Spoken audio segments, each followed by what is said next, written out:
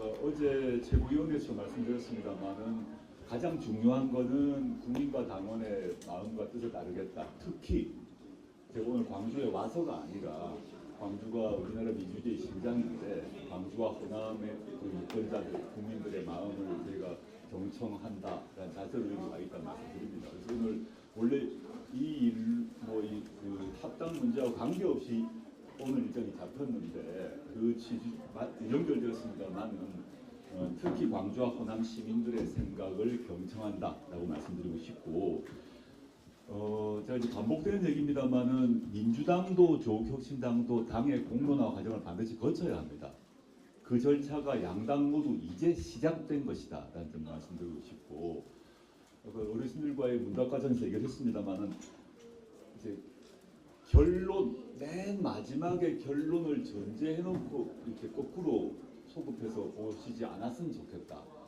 합당의 문제는 조국혁신당이건 민주당이건 우리 대한민국이 해결해야 될 시대적 과제를 어떻게 수행할 것인가가 중요하고 그 목표를 실현하기 위한 수단으로서의 합당인 거죠. 합당 여부인 거죠.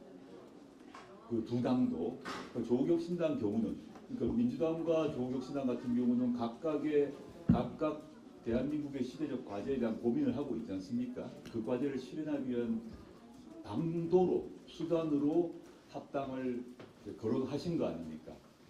정성희 대표께서는 그렇게 말씀을 하셨어요.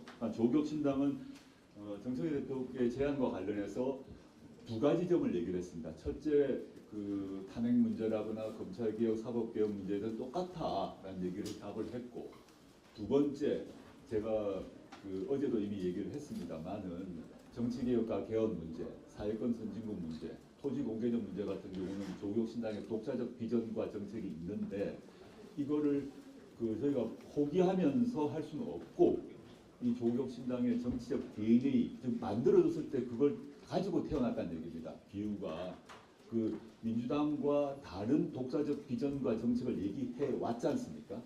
그것이 조국혁신당의 DNA이고 조국의 DNA인데 그 DNA를 유지하고 보존하고 발전시키고 확대시키는 그런 방식으로 합당 문제를 판단한다.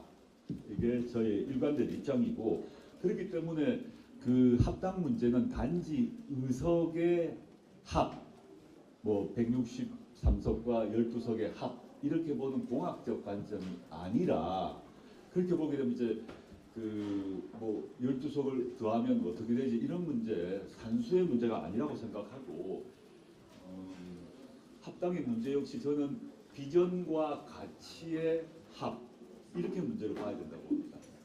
그 비전과 가치의 합이 이루어지지 못하면 합당이 안 되는 거고요.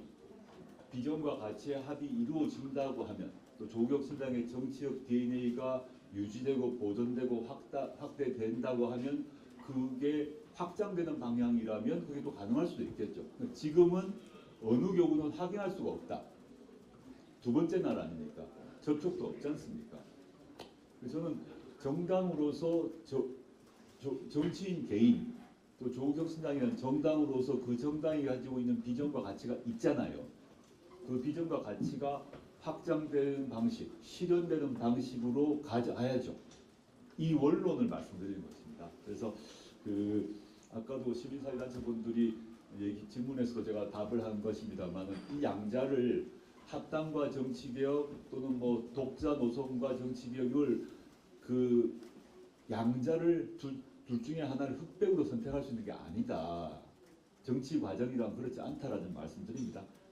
조국혁신 다시 계속 반복합니다만은 민주당도 조국혁신당도 시대적 과제를 뭐로 설정할 것인가, 시대적 과제를 이루기 위해서는 어떤 관계를 맺어야 하는가.